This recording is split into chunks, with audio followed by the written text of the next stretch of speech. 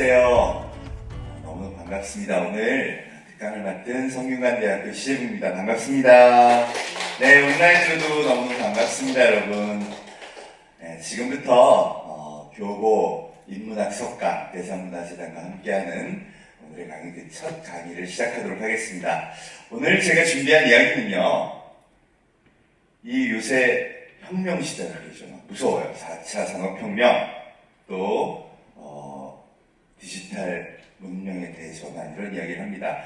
그리고 코로나가 왔더니 이게 더 심각해졌다고, 이제는 그게 뉴노멀이래요. 여러분, 뉴노멀이 얼마나 무서운 거냐면요, 나는 세상에 이런 게 표준이라고 알고 있어. 인간은 이래야 돼. 근데 그게 표준이 바뀐답니다. 뉴노멀의 의미가 그런 거예요. 야, 이러면 진짜 생각할 게 너무나 많으시죠? 제가 오늘은 그래서 강의가 3개인 만큼 3개의 꼭지를 뽑아왔습니다. 네. 우리가 마음속에서 이 새로운 문명에 따라 바꿔야 할 3가지. 그게 뭔지 그 이야기 속으로 같이 들어가 보시겠습니다. 이 디지털 트랜스포메이션, 불리우는 이 혁명은요, 인류가 삶의 공간을 디지털로 싹 옮겨가는 그걸 의미합니다. 많은 분들이 4차 산업혁명 그러면 인공지능, 알파고 이렇게 생각나시죠? 아, 그래서 인공지능, 로봇, 자율주행차가 앞으로 미래를 전부 바꾼다. 인정. 근데 솔직히 그게 언제 전부 그렇게 바뀔지는 아직 잘 모르겠어요. 그럼 저 엔지니어지만 자율주행차, 일론 머스크 말처럼 그렇게 금방 될까요? 쉽지 않습니다. 쉽지 않은 거 되게 많아요. 인공지능으로 모든 걸 다 바꿀 수 있을까? 그것도 꽤나 걸릴 거예요. 야, 그럼 나는 혁명은 아직 안 왔으니까 천천히 해도 되는 거야? 아니요. 그보다 더 다급한 혁명이 이미 우리 삶 속에 확 들어왔어요. 뭐가 달라진 거냐? 삶의 공간이 달라진 거예요. 삶의 방식이 달라진 거예요. 인류의 정의가 달라진 겁니다. 이건 소위 말해 문명의 교체라고 할 만한 그런 엄청난 일이 터진 거죠. 그래서 지금의 변화를 데이터로 봤더니 어떤 현상이 일어났나? 인류 이름이 바뀐 거예요. 여러분, 그게 호모 사피엔스입니다. 우리 현생 인류의 이름이 호모 사피엔스인 건 다 아시죠? 네, 그게 생물학적인 학명이에요. 학술명. 그래서 유발 하라리가 사피엔스라는 책도 썼죠. 요 호모 사피엔스의 사피엔스는 바로 호모 사피엔스의 약자라고 보시면 돼요. 뜻은 라틴어로 되게 슬기롭다는 뜻이에요. 되게 이름 좋잖아요. 슬기야, 슬기. 근데 호모 종족 중에 네안데르탈, 에렉투스, 크로마뇽 되게 많은데요, 이렇게 이름을 좋은 이름을 붙여준 거 우리밖에 없어요. 우리가 이름을 줬으니까 우리한테 좋은 거 준 건가? 약간 치사하다는 생각도 들어서 진화론 하시는 최지천 교수님한테 질문을 드려봤어요. 왜 우리만 이름이 좋아요? 이유가 있더라고요. 명백한 과학자들이니까 이유가 있어. 여러분, 호모 종족 중에 살아남은 거 우리밖에 없어요. 다 멸종됐어요.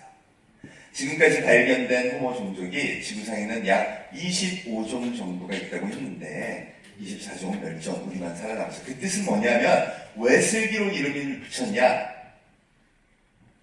생물학에서는 생존과 번성밖에는 관심이 없습니다.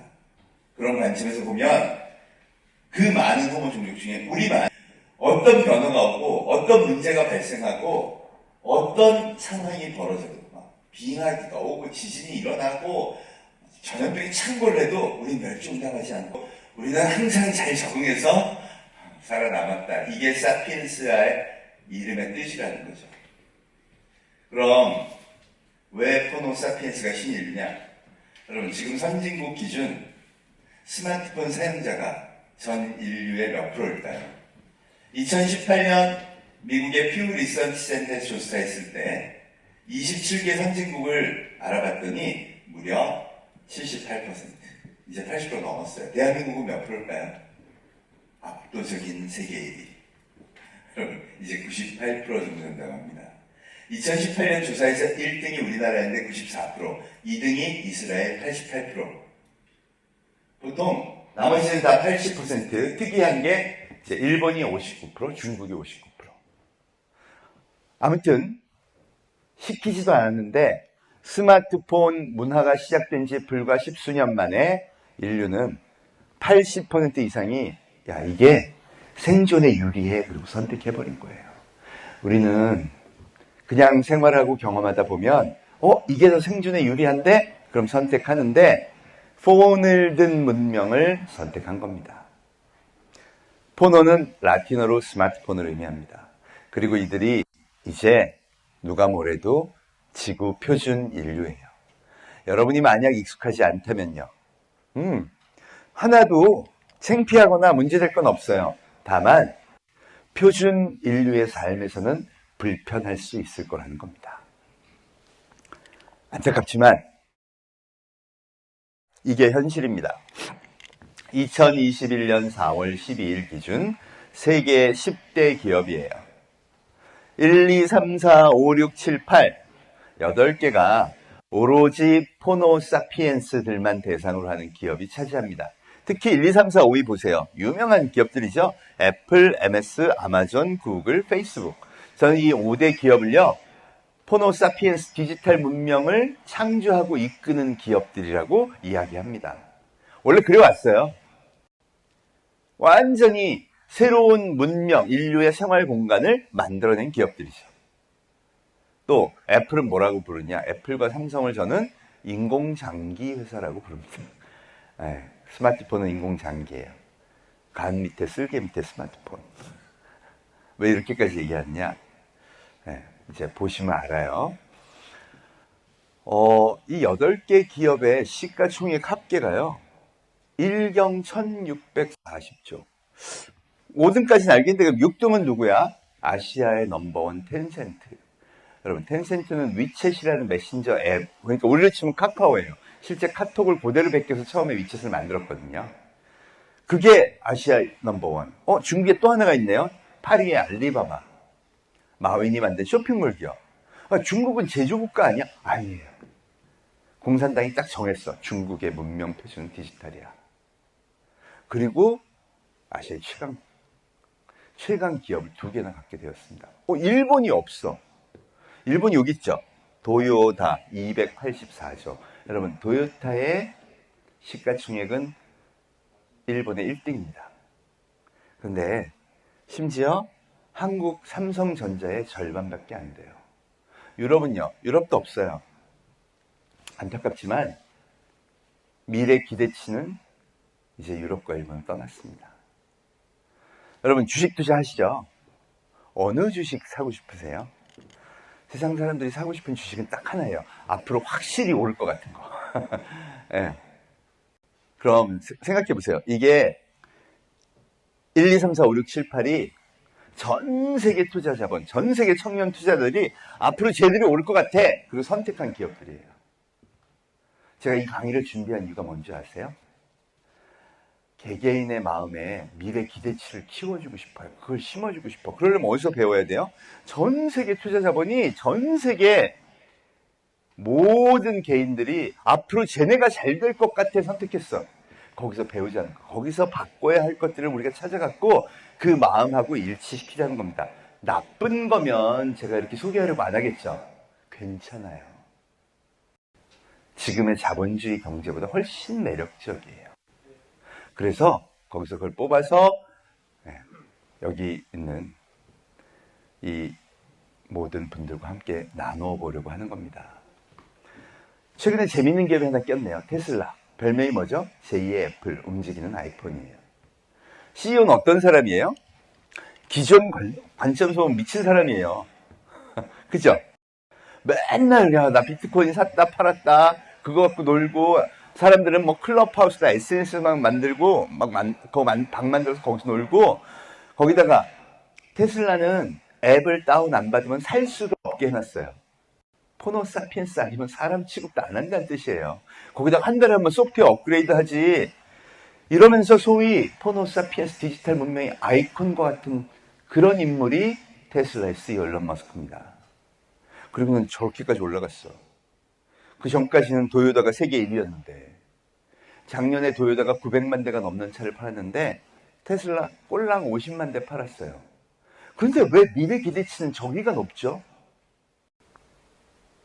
생각해보면 이 모든 것의 맥락이 어디로 가고 있느냐? 미래의 소비자들을 사로잡을 기업이 어딜까에 초점이 맞춰지는 거예요. 그죠? 그럼 앞으로 아이들을 키우고 인재를 키우려면요. 미래의 새로운 표준에 맞는 사람들이 필요하다는 겁니다. 나의 미래 가치를 키우려면요. 이 새로운 표준에서 배워보자는 거죠. 실제로 어마어마한 변화가 이미 현실이 됐습니다. 택시, 호텔, 금융, 방송, 유통. 우리가 매일 일상에서 경험하는 모든 표준이 이미 바뀌었어요. 네. 택시, 어제자 기준으로 볼까요? 정류소에서 손을 들고 택시하고 탄 사람하고 폰으로 불러서 우버 같은 서비스로 탄 사람 누가 많을까요? 심지어 우리나라, 일본, 이탈리아, 스페인, 독일 이 5개 국가는 규제를 못하게 하고 있어. 그럼에도 불구하고 전 세계는 바뀌었어요. 야, 그럼 우버가 되게 오래전에 나왔나 보다. 2010년이 첫 서비스였어요. 그리고 끝났어요. 시키지도 않았는데 인류가 샥 옮겨간 거죠. 호텔은요, 에어비앤비 2008년 등장. 금융은요, 모바일 뱅킹 우리나라 70%가 훨씬 넘었어요. 금융의 표준이 바뀐 거죠. 방송, 유튜브, 넷플릭스 합하면 우리나라 61%. 여러분 2019년에 우리나라 모든 세대별로 나눠서 설문조사를 했어요. 저녁 7시 중에 어떤 거 보세요? 그랬더니 56.7%가 유튜브요. TV는 28%밖에 안 돼요. 그럼 우리가 앞으로 국민을 만나는 표준 커뮤니케이션의 수단은 뭐라고요? 유튜브 플랫폼이에요. TV는 그럼 TV가 표준이잖아. KBS 시청률 되는데 그건 소수자 보호 프로그램. 50대 이상을 위한. 이게 맞아요. 안타깝지만 그게 데이터가 말하는 혁명의 민낯입니다. 유통은요. 코로나 이후로는 더욱 급격히 디지털 온라인으로 가죠. 막을 수가 없어요. 그럼 모든 일자리는 여기서 생기는 거예요. 지금 청년들에게서 제일 가고 싶어하는 회사 카카오, 네이버, 미래가 기대되는 회사로 주가도 막 올라가죠. 그럼 뱀이 4조 8천억의 독일계 기업에 매각된 거였습니다. 야, 아시아나그룹 일주일도 안 산다는데 거기서 끝난 게 아니고요. 이걸 인수한 딜리버리 히어로즈의 주식 가격이 코로나 때문에 3배가 올랐어요. 배달의 민족은 15조 기업이에요. 만약에 있다고 치면. 야, 그런 가치를 만들어내는 사람들은 누구죠? 디지털 플랫폼을 설계하고 만들고 그거에 새로운 걸 도전하고 이런 사람들이 앞으로 필요로 한 인재라는 거예요. 현대자동차도 마찬가지예요. 이것만큼 제조기업 없잖아. 그죠? 근데 공식적으로 발표를 해요. 앞으로 R&D의 3분의 1은 모빌리티 서비스, 자동차의 자율주행 이런 소프트웨어와 관련된 데 다 투자합니다. 이미 하고 있고요. 왜? 테슬라가 그렇게 가니까 이 모든 현상의 중심을 딱 보면요. 디지털 문명의 표준이 되었구나. 자, 그럼 원인을 살펴볼까요? 도대체 이런 현상이 왜 일어나는 걸까? 이게 문제는요. 너무나도 자연스럽다는 겁니다. 자크 아탈리라는 프랑스의 미래학자가요. 음악 소비 변화를 보면 미래를 예측할 수 있다 그랬어요. 30년 동안 기가 막히게 맞춰왔습니다. 그 원인은 이거예요. 인간한테 가장 오래된 소비자이자 욕망이 춤과 노래입니다. 그죠? 그래서 우리 내부적으로요. 음악을 이렇게 들으니까 참 좋아. 그럼 아탈리의 이론에 따르면 음악이 이렇게 하니까 되게 좋네? 그럼 다른 거는 안 돼? 인간이 이렇게 욕망한다는 거예요. 따라서 그거에 따라 음악의 소비 방식 변화에 따라 생활의 방식이 변화한다. 이렇게 예측하는 겁니다. 이것도 진화론에 근거한 거죠. 자, 그럼 요즘 디지털 네이티브들, 호모 사피엔스들은 음악을 어떻게 듣나 생물학적으로 한번 관찰해 볼게요. 여러분, 음악이 듣고 싶다가 뇌에서 발생하면요. 폰이 저절로 열리죠. 이 과정에서 무언가 생각이 크게 필요가 없습니다. 제가 왜 스마트폰을 인공장기라고 부르냐면요. 뇌와의 연결성 때문이에요. 적어도 디지털 네이티브라고 하는 친구들은 그냥 열려요. 그리고 뇌에서 욕망이 발생한 지 불과 1초 만에 음악이 나옵니다. 그럼 뇌는 뭐만 기억하느냐? 내가 욕망이 발생했는데 1초도 안 돼서 내가 원하는 음악이 나왔어. 그럼 도파민이라는 호르몬이 샥 분비돼요. 이 프로세스만 계속 기억해요. 그럼 DNA가 속삭입니다. 야, 이게 네 생존에 유리해. 너는 이제 일로 옮겨가야 해. 가만히 있어봐. 치킨도 한번 해볼게. 치킨이 먹고 싶다가 발생하면 누르면 좀 이따 띵동.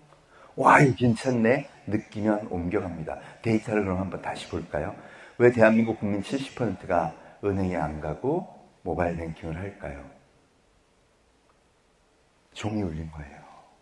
DNA의 속삭임이 너는 이제 너의 생존의 확률을 높이기 위해 은행에 가지 말고 모바일 뱅킹을 써.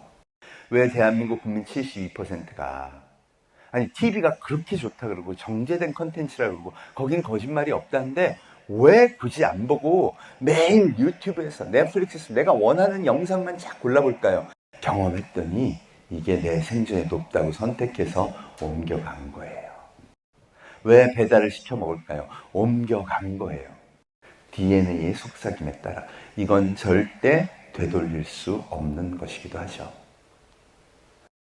그래서 맨 처음 해야 되는 게 디지털 트랜스포메이션은 남의 일이 아니에요. 회사건 학교건 어디서건 간에 집에 가정에서도 마찬가지입니다. 디지털이 표준이에요.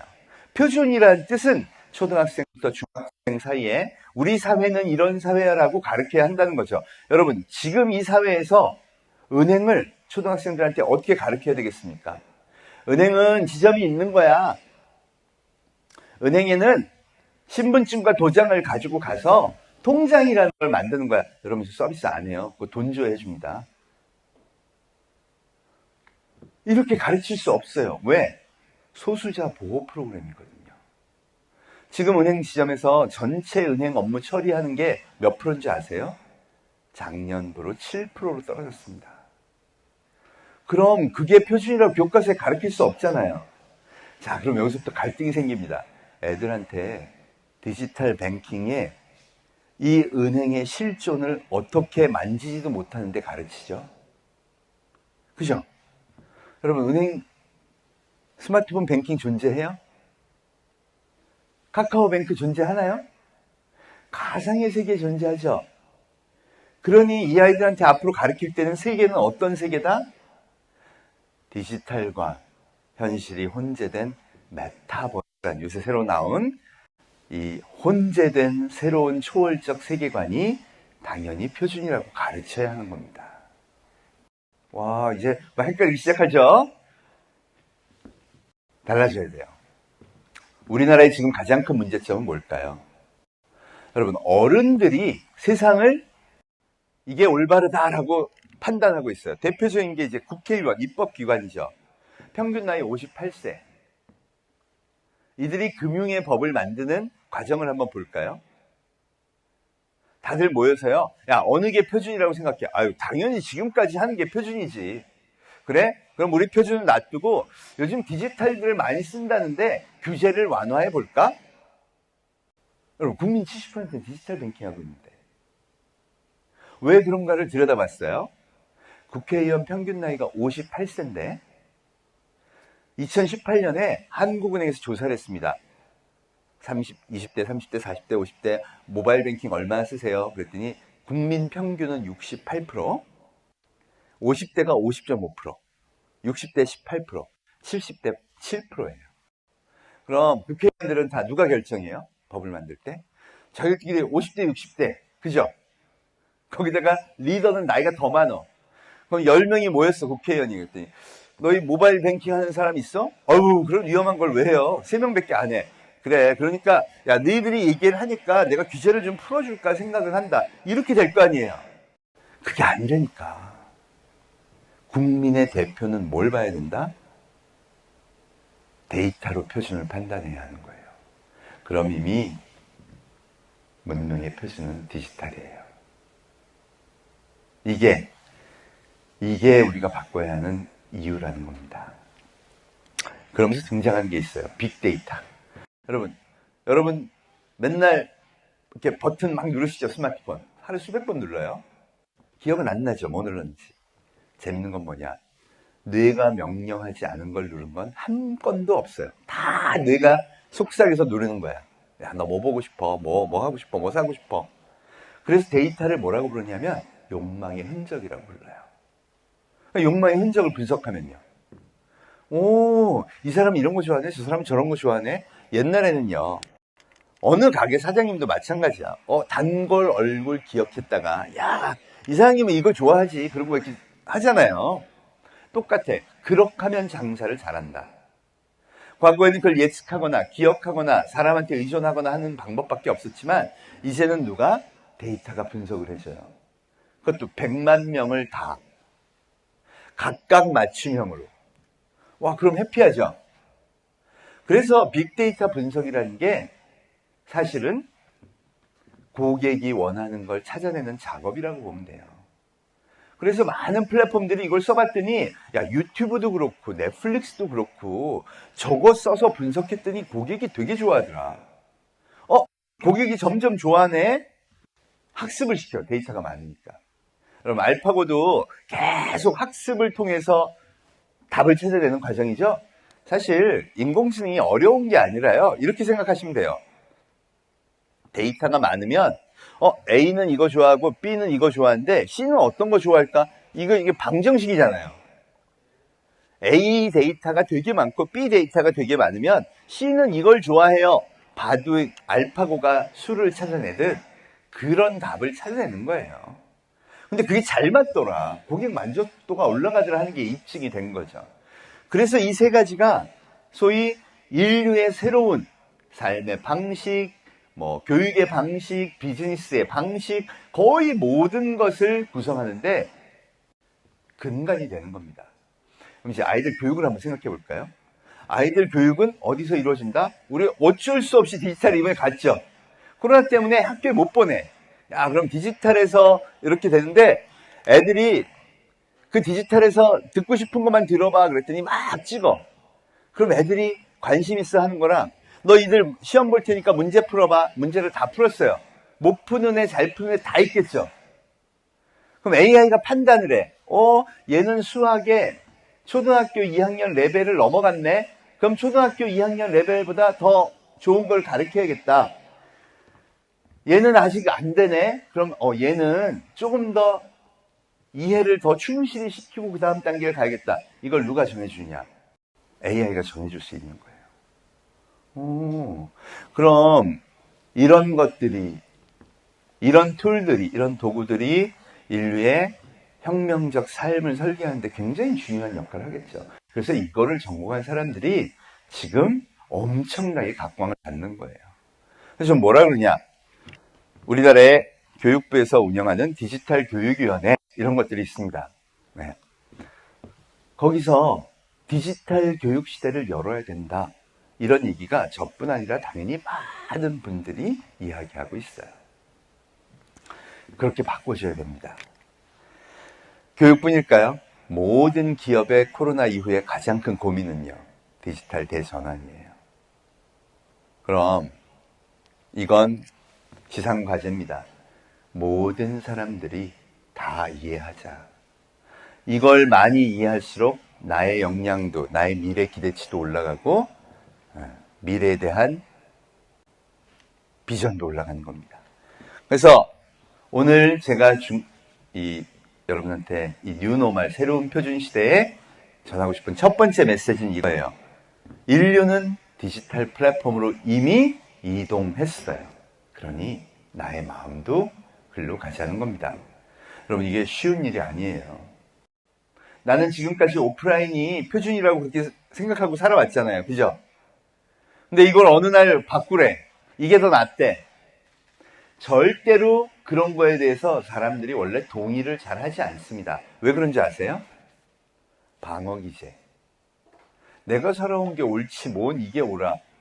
더군다나 이거 보니까 허점이 되게 많아. 여러분, 스마트폰 들고 애들이 다 뭐 해요?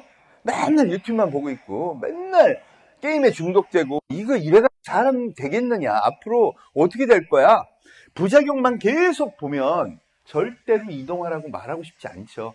그래서 우리나라 어른들이요, 애들 스마트폰만 보면 화가 나고, 야단치고, 못하게 하고, 저거를 못하게 해야 우리 애가 성공하는데 이렇게 생각하는 거예요. 그럼 제가 오늘 하는 얘기는요, 이거 잘못된 거 아닌가요? 여러분, 그런데 이 문명이 그게 기존의 문명에 비해서 격이 떨어지는 거라면 이상한 게 있어요. 세계적인 플랫폼 기업들, 거기 다 그렇게 살고 기획하고 이런 사람들 맞죠? 어려서부터 SNS 기반으로 열심히 학습하고 유튜브에서 공부하고 이런 애들 맞죠? 네, 맞습니다. 대표적인 인물이요, 여러분, 비탈릭 부테린이라는 친구가 있습니다. 이 친구는 이더리움이라는 세계 넘버2의 암호화폐를 개발한 친구예요. 15살 중3 때 암호화폐 관련 첫 논문을 썼어요. 사람들이 너무 놀랐어. 야, 네가 이걸 어떻게 썼어? 그랬더니, 제가 수학을 좋아해서요, MIT 스탠포드 교수님 수학 과목을 다 듣고 있었는데 과학 올림피아드 나가려고. 그런데 제가 블록체인에 관련된 거, 비트코인의 오픈소스 보니까 너무 재밌더라고요. 그래서 그걸 조금 바꿔보자고 중3 때 논문을 썼대요. 그리고 고등학교 2학년 17살 때 비트코인 매거진의 공동 편집장이 됩니다. 그리고 대학교 1학년 19살 때 이더리움을 출시하죠. 그리고 정확히 1년 만에 조 단위의 돈을 벌어요. 그럼 이 친구가 1995년생입니다. 돌연변이 맞죠? 그럼 학습 방법은요? 아무도 가르쳐준 적이 없어요. 그죠? 어떻게 했어요, 이 친구?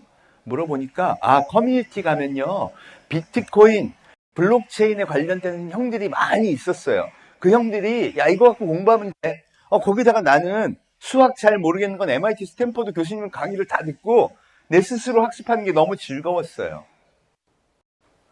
여러분, 거기다가 인맥이 어떻게 될까요? 애들이 기특하니까 요새 오픈소스라고 들어보셨죠? 그 커뮤니티에서는, 야, 얘 기특하면 여러 가지로 다 알려줍니다. 그러니 빠르게 습득하고 빠르게 학습해서 새로운 것을 창조해내는 능력이 기존의 인류보다 훨씬 뛰어나게 되는 거예요. 우리가 이런 달라진 신인류에 대한 리스펙트가 없으면 절대 내 마음의 표준이 이동하지 않아요. 주변에 한번 보십시오. 초등학생들이 인공지능 프로그래밍을 하고요, 이 모든 플랫폼을 개발한 친구들 전부 오픈소스 기반으로 합니다. 네이버에 최연소 임원됐다는 분 개발자도요, 대학을 졸업하지 않았어요. 테슬라의 CEO 일론 머스크가 뭐라 그러냐, 세계적인 우리 회사 테슬라에 오는데 대학 졸업장이 필요하지 않다고 이야기해요. 그럼 뭐가 필요할까요? 너한테 필요한 건 이 디지털 문명에 빨대를 꽂고 지식을 흡수해서 새로운 걸 뜨겁게 열정적으로 창조하는 그 능력이야. 이 심리학자인 우리 김정은 교수님이요, 인간의 창조의 과정은 편집이다, 그런 얘기를 하셨습니다. 에디톨로지라는 책을 쓰셨죠. 지식을 흡수한 다음 그거로부터 새로운 아이디어, 상상력을 추가해서 막 편집해서 새로운 걸 창조해내는 게 인간의 독특한 영역이다, 이렇게 정의를 합니다. 그럼 생각해 보세요. 제가 뭘 배우려면요, 교보문고 가서 책을 사요. 아니면 학원에 등록을 해. 이게 에듀케이션의 시대의 산물입니다. 애들은요, 유튜브를 보고요, 커뮤니티에 가입해서 거기서부터 지식을 그냥 순식간에 빨아들이고 실시간으로 붙어서 합니다. 그러면서 거대한 지성의 집단을 만들어가요. 그리고 그들이 이 플랫폼 사회를 구축하고 만들어가는 겁니다. 최근에 뜬 우버, 에어비앤비, 배달의 민족, 쿠팡, 이런 모든 기업들의 그걸 이끌고 가는 사람들의 지적인 영역이 어디에 가 있나를 한번 보십시오. 그 표준이 세계를 압도하게 된 이유가 기존 사피엔스보다 훨씬 더 강력하고 훨씬 더 빠르고 훨씬 더 우월하기 때문입니다. 오늘 제가 마음을 옮기자고 한 이유, 새로운 눈으로 새로운 인류를 바라보는 힘을 키우자는 뜻도 담고 있습니다, 여러분. 부작용 많아요. 걱정할 일도 많습니다. 그렇지만 여기에는 무시할 수 없는 엄청난 혁신의 힘이 있다고 이미 검증이 다 끝났어요, 지난 10년간. 우리가 해야 될 일은 뭐냐? 슬기로움. 사피엔스가 뭐라고요? 부작용을 최소화하고 엄청난 슬기로움을 창조해낸다. 이게 인류의 역사이기도 했습니다. 새로운 문명 표준을 마음에 심고요. 첫 단추를 잘 꿰었으면 합니다. 이것으로 1강을 마치고요. 다음 2강 시간에 뵙도록 하겠습니다. 감사합니다.